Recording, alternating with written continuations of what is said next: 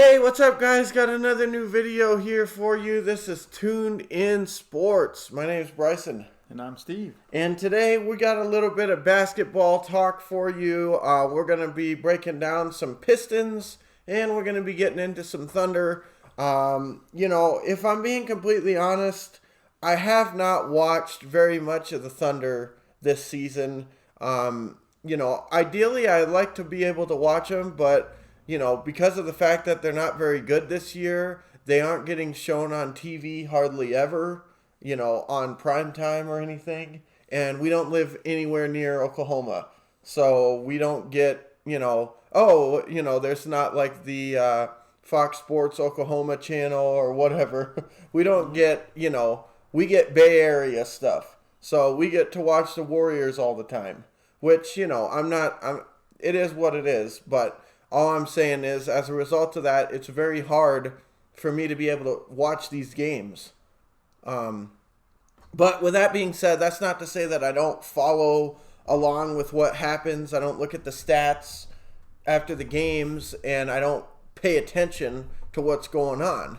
I do watch, but it's just a situation where if I'm not watching the entire game, sometimes there's not really much that I can dig into too much. So I say let's go ahead and start with it because it should be a pretty short segment, with the Thunder here.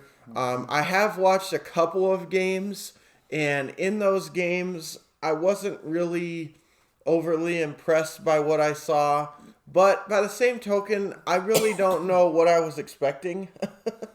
I mean, with the offseason and stuff that we had, getting rid of literally everybody and anyone and everyone, essentially, what was I expecting to see? If I had expectations, they were supposed to be not met. You know what I mean? That was my fault in the first place if I had high expectations for this season. But I didn't. I was realistically saying, okay, well, this is probably going to be a rough year. And for the most part, it has been. Now, with that being said, we were projected to win 22.5 was our over and under. And to this point, we already have 6 wins. Mm-hmm. So I do have to say that as far as that's concerned, there is some positive things to be taken from that. It could be a lot worse so far. I really think that it could be a lot worse. Obviously, it could be better, but it could be worse. And I do believe that moving forward, I think we'll reach the 22.5 mark that we were expected to hit. I think we'll probably go over that. And I have seen good things from some of the players so far. I've been really impressed with Shea so far. I mean, I feel like I knew he was going to be a good player for us. But, coming from last season where the team still performed at a high level regardless of how he did, to transitioning to if he doesn't play well, we lose. I wasn't sure how that was really going to go. But to this point, I feel like he's handled it pretty well, to be honest with you. He's averaged 21.6 points per game. And, he's the highest average minutes also of any player on the Thunder, which, again, not surprising.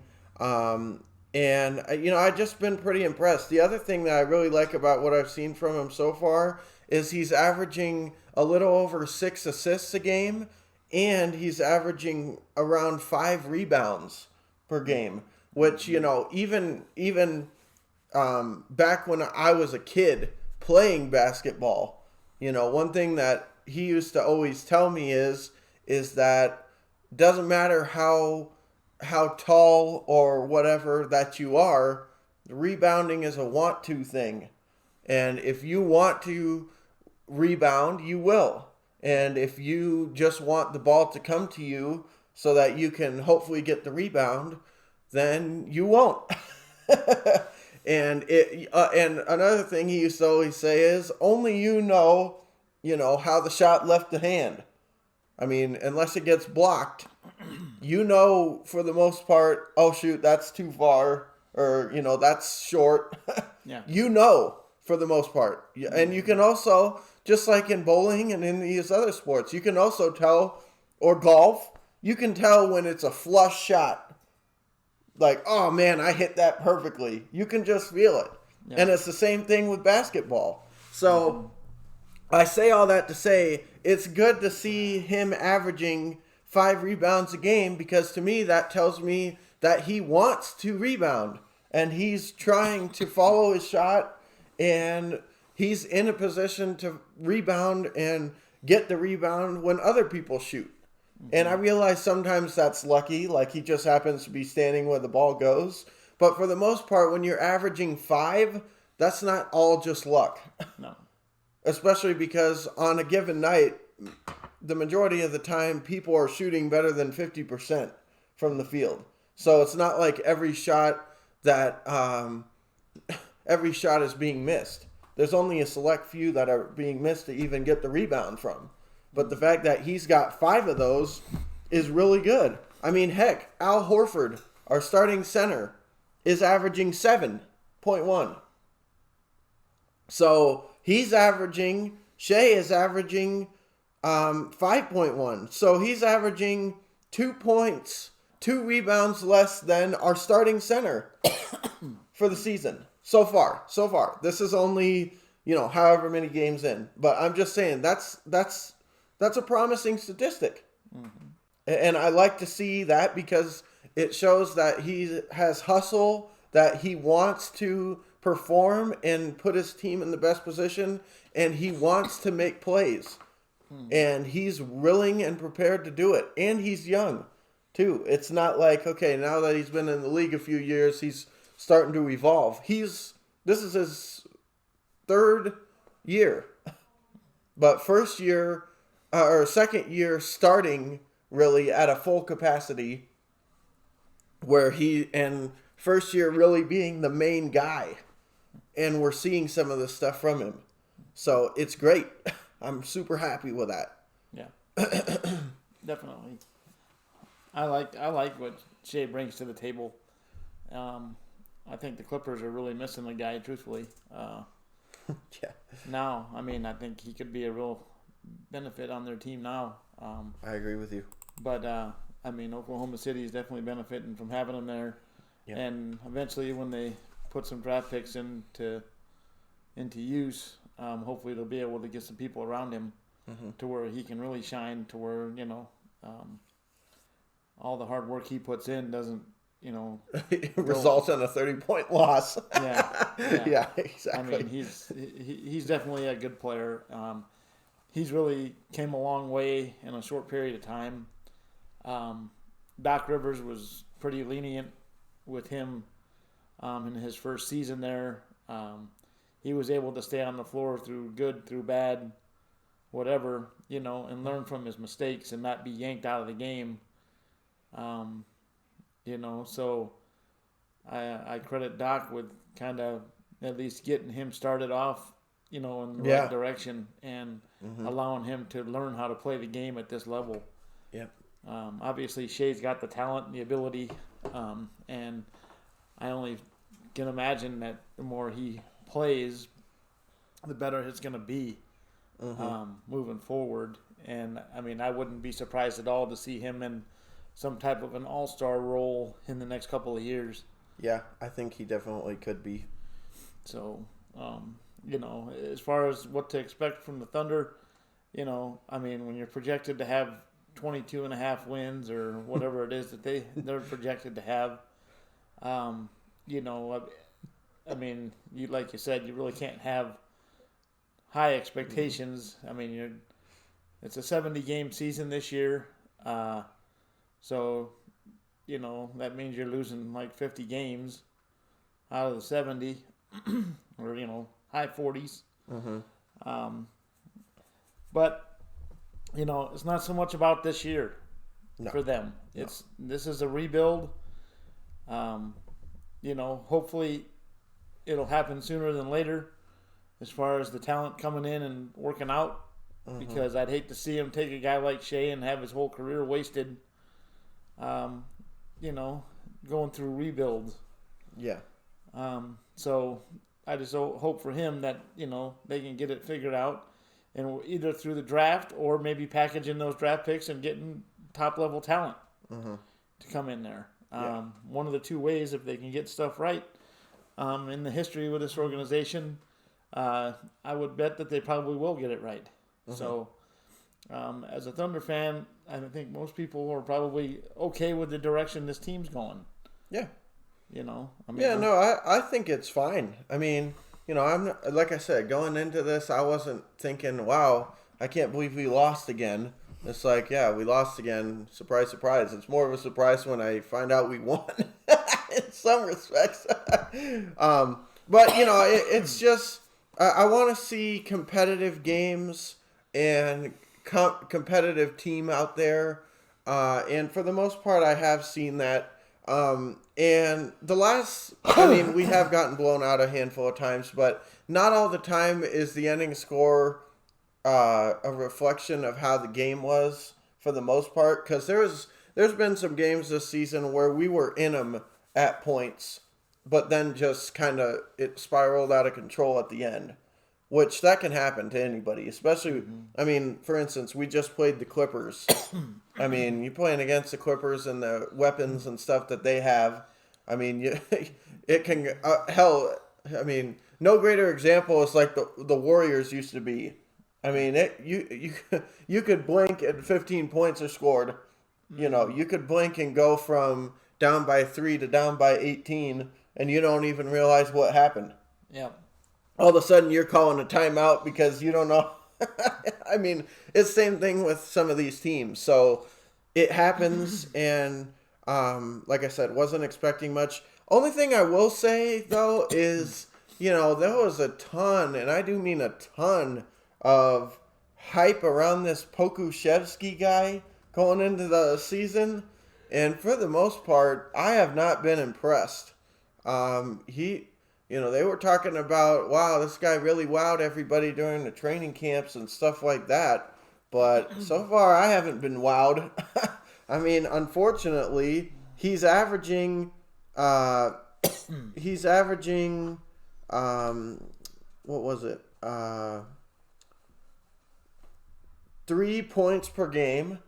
He's not very high in rebounds, low in assists. How many minutes is he getting, though? I believe it was like 16 or something. 16.7, which isn't one of the higher ones on the team. Right. But at the same time, when I do see him out there, I'm not really impressed. So I don't blame him for not doing much. What position does he play? He's the power forward. Okay. But he's supposed to be known for being like an outside scorer kind of guy. He's kind of supposed to be like like maybe a Kevin Love, Gallinari type.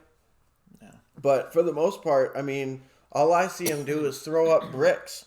And so the problem I have is he's a big guy that's on the floor that's supposed to be scoring and maybe not be as physical as others.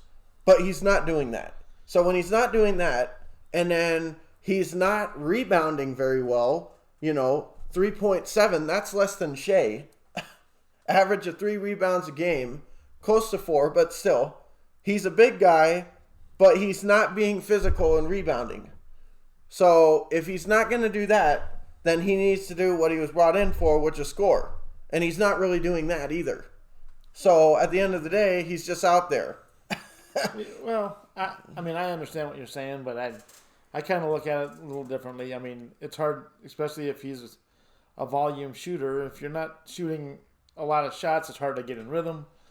If you're not on the floor, obviously your rebound total is going to be nil because you're not out there very often.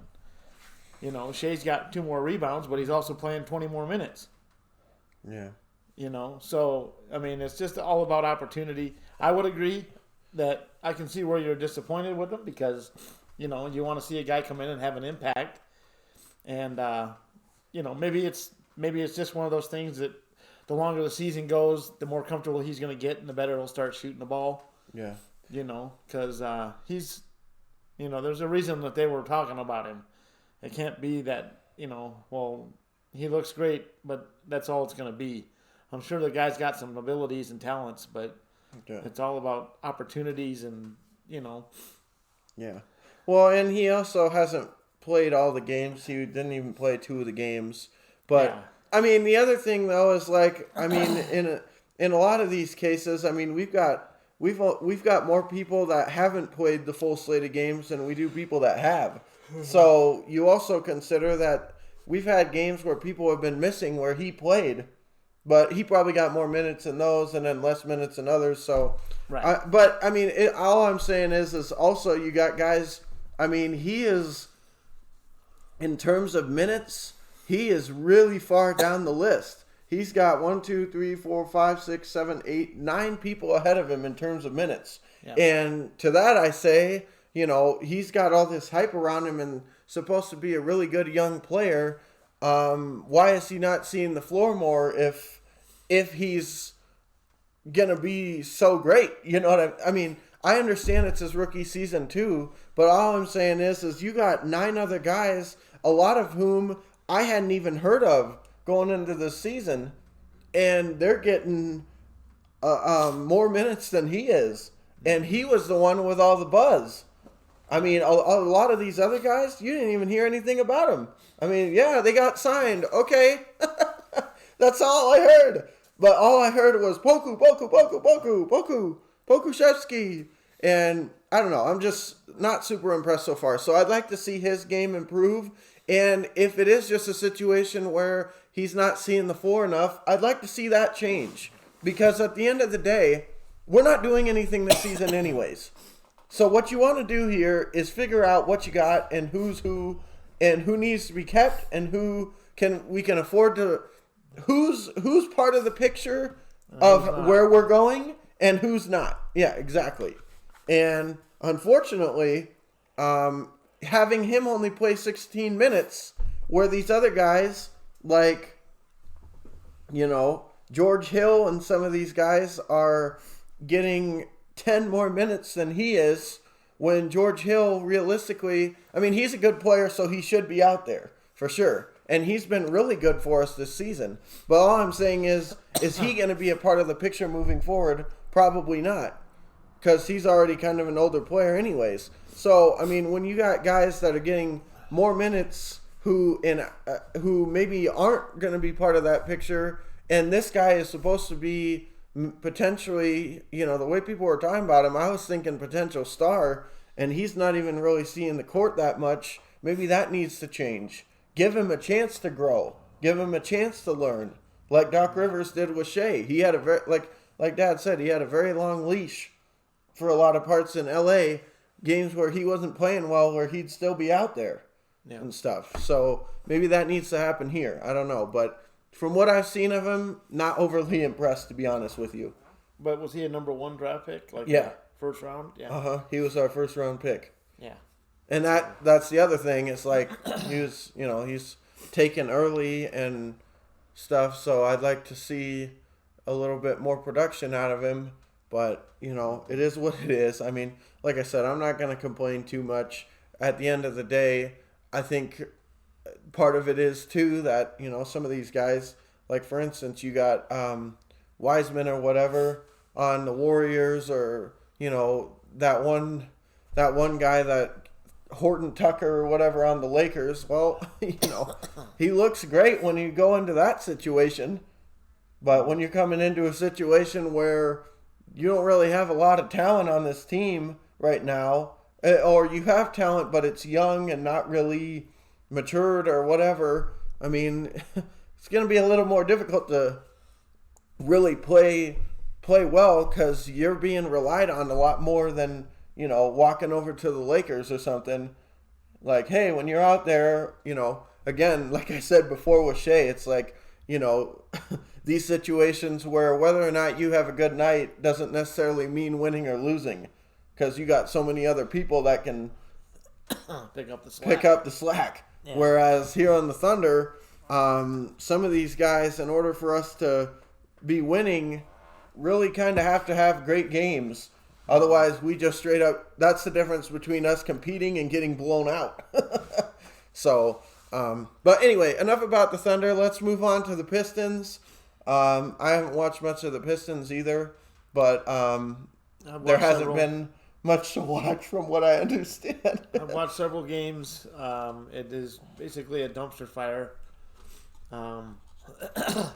The team is not anywhere close to competing at a high level. They got a lot of young talent, but some of it's hurt right now.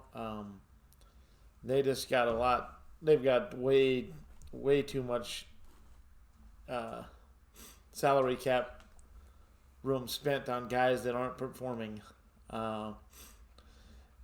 Case in point, Blake Griffin. Right now, I feel like he's the most overpaid player on the team for what he's producing for him right now. Now, I will say I know he's been injured, and he's coming off of surgery or whatever he had in the off season. So, I mean, I expected there to be a little rust, and maybe he rounds into form. But, I mean, right now we got just a lot of money being spent on guys that aren't producing.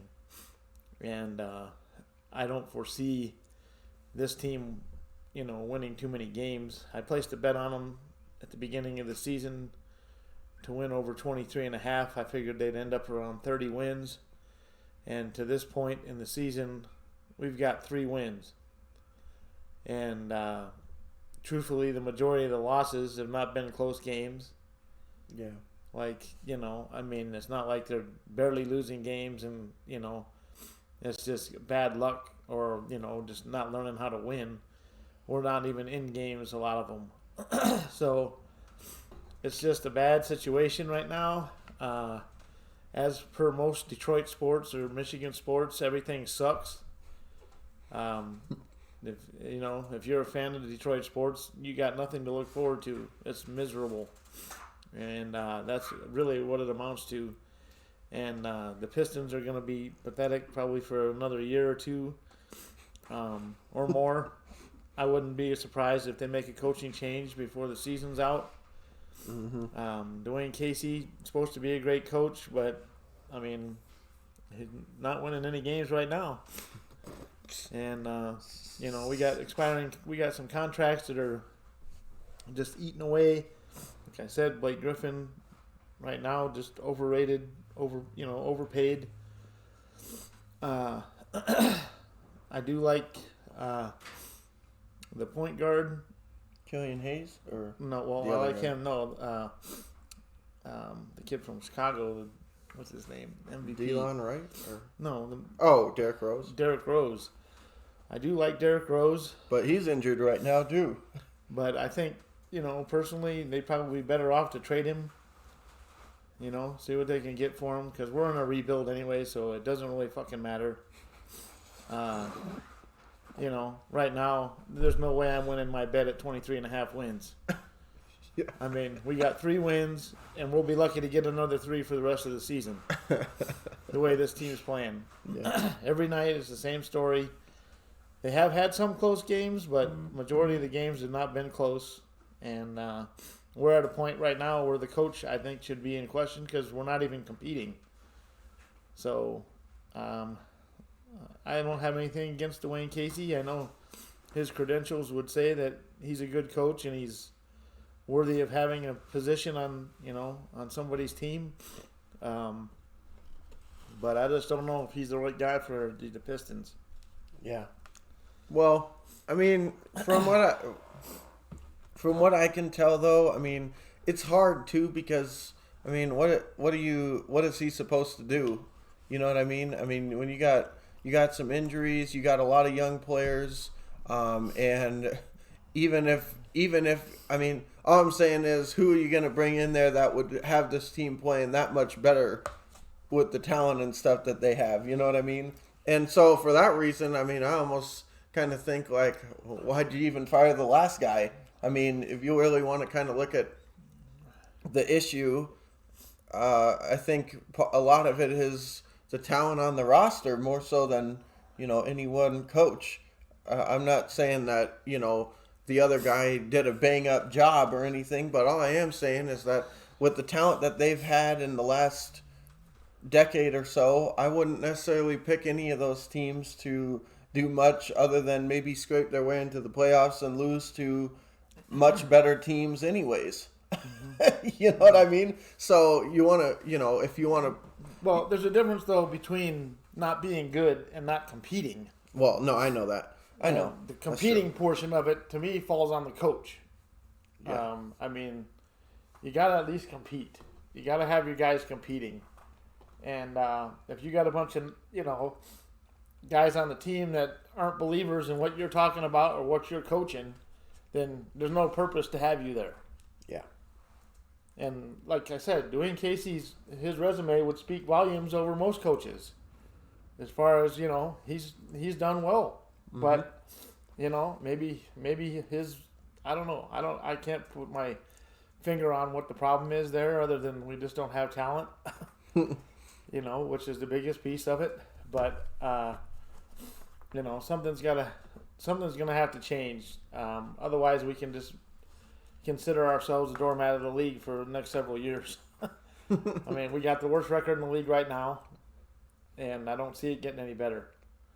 So, yeah. Congratulations, Pistons fans. I hope you're happy. Yeah, we're looking real strong. Yeah, it's just a super tough situation, and then the other thing too is like we talk about with other things. It's like even football and stuff. Yeah. You get one coaching staff in there, and they've got their ideas to do stuff, but then they don't have any consistency whatsoever in the coaching department. Every 3 years, it's a new guy with a new idea and a new talent and new direction. And before long, all you're doing is just losing people because all you're doing is wasting the talent you do have. Yeah, and on top of that, there's no stability in the ownership, there's no stability in the team. So that affects a couple of things. That affects free agency. Who's going to want to sign there? You know what I mean? And then it also affects players that are there. Why would they want to stay? You know what I mean? Yeah. And then it also affects who you're going to be able to hire too, because who's going to want to coach it? Because of the other two things. Every other coach that goes in there gets waxed in 3 years. And anytime they get decent players, they're gone by the end of their contracts or sometimes before because they don't want to stick around.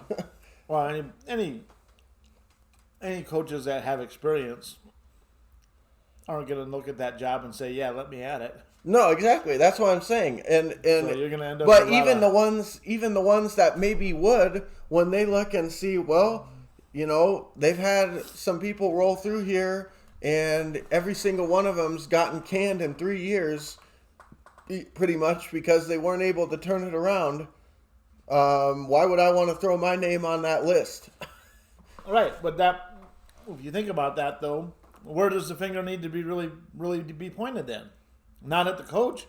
It needs to be the GM. That's what I was going to be transitioning to, is that, all of these coaches, you could give me, best coach in basketball. And like I said before, with the talent that they've had over the handful of last decade or so, I don't think it matters who the coach is of those units. I don't see him making it past the first round in a playoff series.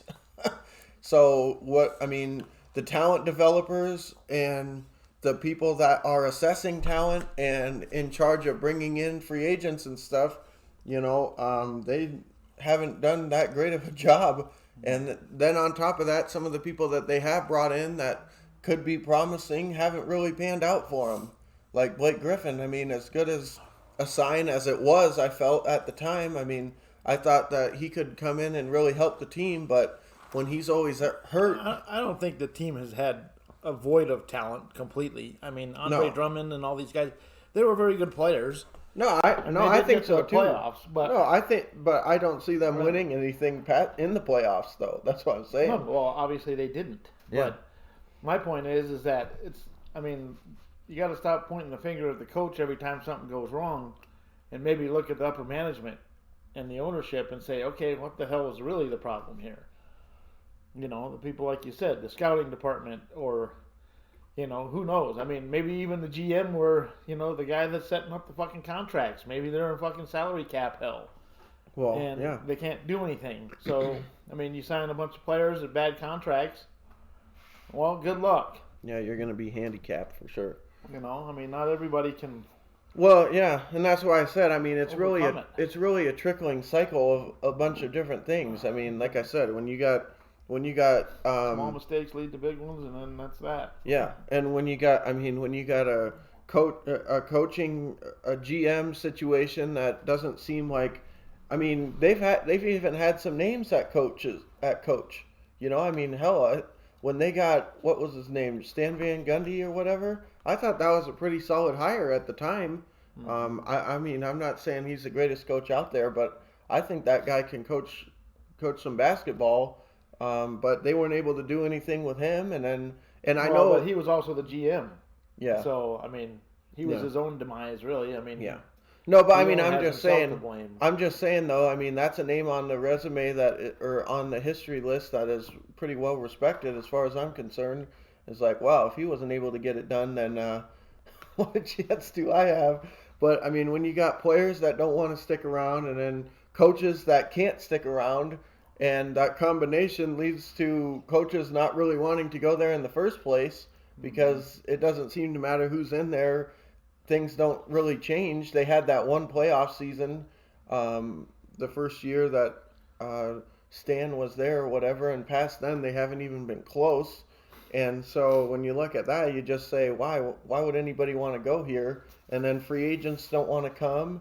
And then the draft picks, just like I said with the Thunder, these draft picks are coming in here, and maybe they could be promising players, but they're not walking into it, for the most part, a team that is just overabundantly talented.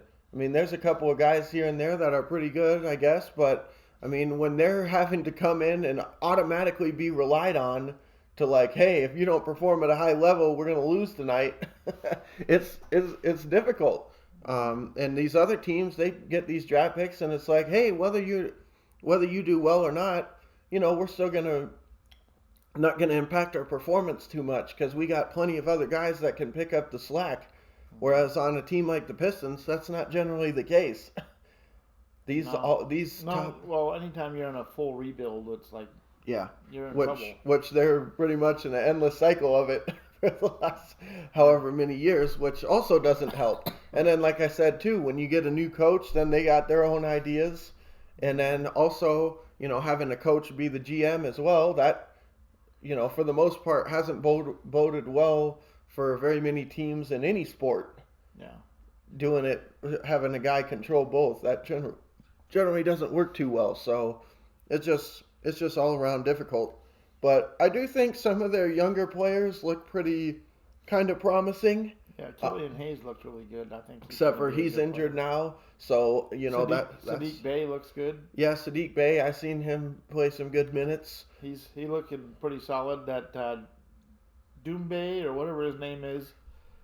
Sekou Doumbaya or whatever. Yeah, Doumbé. I think they call him. Yeah, Doumbé. He looks pretty solid as well. So I think there's some talent there. It's just going to take some time to develop. And unfortunately, Detroit, I'm sure you're sick of like every other flipping team in this city having to wait for things to happen. But I think you just have to be patient with the Pistons and. Hopefully that this talent they got there develops a little bit, and then maybe they can add somebody through a free agency or something like that maybe can be the missing piece and start them going in the right direction. Mm-hmm. But right now, if you're a season ticket holder there, good luck to you. And hopefully they're giving you some deals on the drinks and stuff because the play isn't going to be worth the amount you're spending on tickets. I was gonna say, hopefully you're having a good time with friends. Because if you're just going to watch, find excitement just from the game itself, if you're expecting to go watch quality basketball.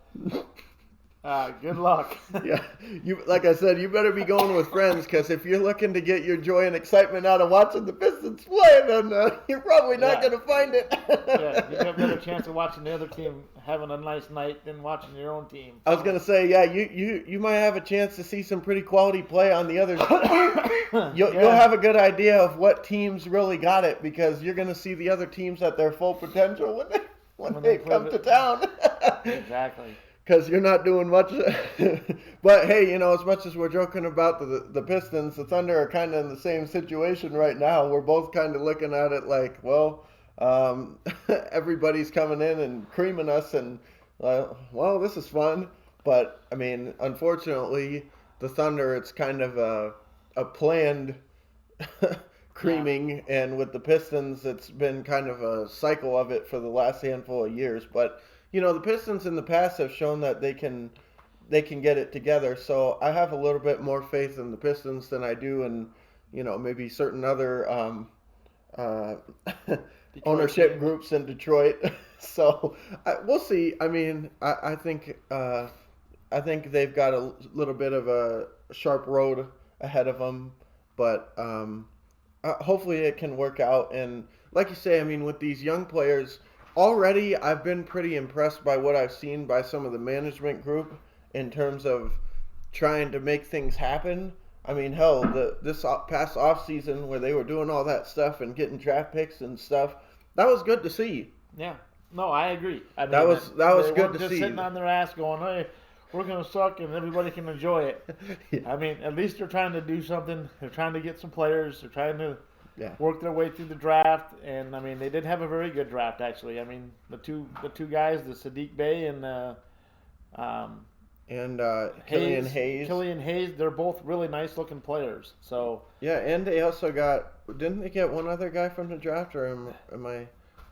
No, they could have, but I thought they got 3 in the first round, but. I mean, either way, it's nice to see them at least attempting. And I do at least like the idea that they're playing these kids, because if we're gonna waste the amount of time we're wasting playing like shit, we might as well see the up and coming talent. Yeah, exactly, and really assess them instead of like, well, we don't really know because he sat on the bench, but we were losing anyway. So what the hell? Just put them out there, let them take their lumps right now. Well, that's learn the game, learn the NBA game, and and that's why I'm saying with Poku, it's like, well, yeah, we're gonna lose anyway, so we might put him out. Yeah, put him out there. I mean, if we're gonna lose anyways and we're struggling, it doesn't matter if he's on the floor or not. We're struggling. Yeah. So give him more minutes. Let's really see if he can play, or if maybe he was just somebody that's not going to work out for us.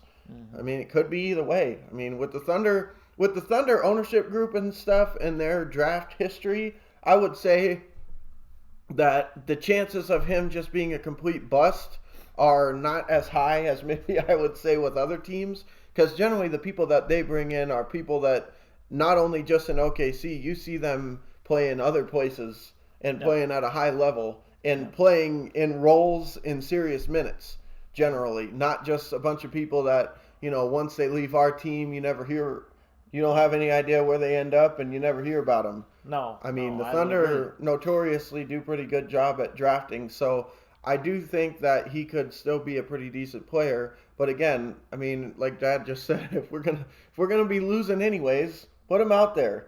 And the last thing, give him some experience. Yeah, and the last thing that I'll say too is, before we kind of cap off this video, is just that there's something to be said for, like I said, where you got these guys walking into these situations where if they don't perform at a high level, then the team loses because they're brought in to be that star or whatever. But by the same token, you weren't drafted in the first round as high as you were to come in here and not perform at a high level. There's a reason you were taken at that point, and why you're being signed to this team to be a professional athlete and drafted as high as you were. was because you're expected to come in here and help out. So I kind of feel bad for some of them that they walk into these crummy situations, but at the same time, you got to be able to pull your weight too. Oh yeah, you can't just point the finger at everywhere else. But a lot of these kids aren't necessarily. I mean, let's put it this way: somebody has to go number one. Somebody has to go number two. I mean, just because you're coming out in the first round in the NBA draft, to me, doesn't necessarily mean you're a polished player. Yeah. It just means out of the people that are seniors or have entered for the draft, you are amongst, the better of the bunch. Yeah. Like, to me, it's not it's not necessarily a statement that you're. It doesn't mean that you're a great player at this point.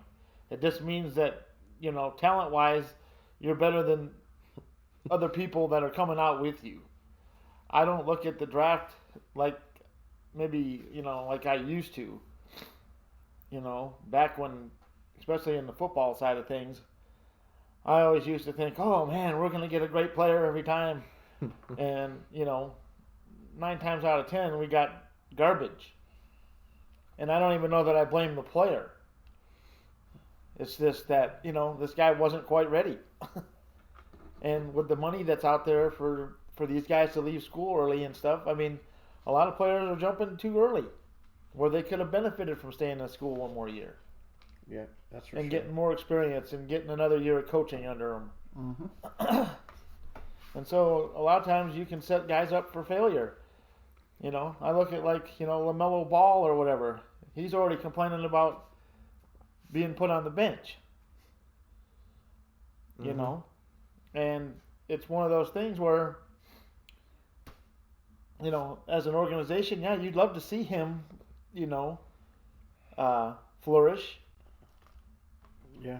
And especially with his dad, I mean, you definitely don't want to be having to deal with all the antics his dad pulls. Mm-hmm. If he's not playing well or whatever. But I mean, my point is that sometimes these guys are thrown into situations where you can't live up to expectations. Mm-hmm. Yeah, And I agree. your point exactly about, you come in, we drafted you number 2. So guess what? That means you're going to be starting on this team and you're going to put in some points and play some minutes. Mm-hmm. Well, there's a big jump from, playing Alcorn State to playing, the New Jersey Nets. So, or actually, is it not even New Jersey? Yeah, it is. It's New Jersey, right? Brooklyn. The New York Knicks. It's Brooklyn. Abomination. Brooklyn. Yeah. No, the Brooklyn Nets. But my point is that, I mean, it's just that, like you said, I mean, these kids are coming out of here, coming in with expectations on them. I felt bad for Lonzo Ball because I feel like the kid probably set his career back. Just trying to fucking deal with the expectations his dad puts on him. Yeah. And all the hype. Yeah. I mean, that kid had no chance of living up to it. Yeah. So, I don't know. Whatever. I think this video went long enough. Yeah. We got plenty of other dismal things we can talk about. Yeah. So. Yep. Yeah. We got. I mean, really, and as much as we've talked about this video, I mean, these teams probably deserve about 5 minutes each because they both suck. I mean, again, like I said, this was kind of a planned thing for the Thunder, but as far as the Pistons are concerned, it was planned as well. It was planned as well. It was. I mean, it was. I wasn't expecting much from him anyway. So, no. I mean, it's kind of a situation I'm not surprised by anything I'm seeing. Let me put it that way. No, I'm not either. So, but anyway, moving forward, we'll see what ends up happening with the teams. At the very least, like I said, I'd like to see some of our younger players and stuff step up and play. I have been impressed by some of the play I've seen from guys like Isaiah Roby. I actually think Mike Muscala I've been pretty impressed with him. And I think he's been a nice addition to this team, actually. And as a matter of fact, I'd like to see Pokusevski kind of become what Muscala I mean, that's kind of what I think he could be, except maybe a little bit better from what I'm hearing. But so far, it hasn't really panned out. So, anyways, we'll see, though, moving forward. And either way, it's going to be a pretty abysmal year for our team. So, hopefully maybe the Clippers and Hopefully something first can pick in the draft. Yeah, Like we say every year. Yeah. Maybe this year I can get it. Yeah, hopefully we can get a good. good. We never quite have enough ping pong balls in there for some reason to where we can get the first pick. Yeah. We always, may have the worst record, but we never get the first pick, so it doesn't matter. Yeah. Well, one thing's for sure, we're definitely gonna, between the two of our teams, we'll have a good slew of balls in there this year. We'll have a chance at it. Yeah, we'll have a better chance. Instead, it'll be like, Boston. Boston ends up with the first pick because they're getting the pick from, Minnesota. the Charlotte Hornets, from the Hornets. And guess what? Yeah, and the Hornets were, the third to worst team in the league. And so, therefore, they got quite more balls than all these other teams. And then they'll sneak one in there. Oh, we've somehow managed the first pick. Right. Well, our team sit there and Detroit will end up with the 5th or 6th pick or something. Yeah. Mm-hmm. With the worst record in the league. Like, oh, okay, this is good. This works right. But whatever. But, like I said, we'll see. I mean, at the end of the day, this like I said, this season is kind of, set to be doomed from the opening game. So, not really upset or surprised by anything. It's just kind of deal with it for now, especially where the Thunder are concerned, because they have a clear direction with what they're trying to do right now. And I think that within the next couple of years, with all the draft picks, like you said, and stuff, we're definitely going to see this is going to be kind of hopefully a one-off year. It's not going to be like, well, maybe in 5 years we might be able to have something. I think we'll be back to later. Yeah. I think we'll be back to normal before too long. Not sure what that's going to look like, whether, like he said, big-time players traded through draft picks, or if it's going to be through the draft. But either way, hopefully we can make it work. And you got enough that you can do a little bit of both. Yeah, well, that's true too. I mean, you got enough draft picks that you can still take some first-round picks or whatever and still have some traded away. And maybe, bring in a player or two that might help the team. So Yep. So for me, for this year, it's just kind of basically hoping that the Clippers can do well for Bennett, and hoping the Wizards can perform well because I like Russ. He's my favorite player. So other than that, not a whole lot to root for this year, but it is what it is. So if you guys like the content, make sure you hit the like button, subscribe. Turn on all notifications so you can get an upload every time we upload something. Build a little wall around that subscribe button. And if you guys make sure you check out some of our other content in the football and the hockey and the baseball and the fight UFC and the boxing and stuff like that. So we got pretty much all of it. So Bryson, I'm Steve. See you guys in the next video.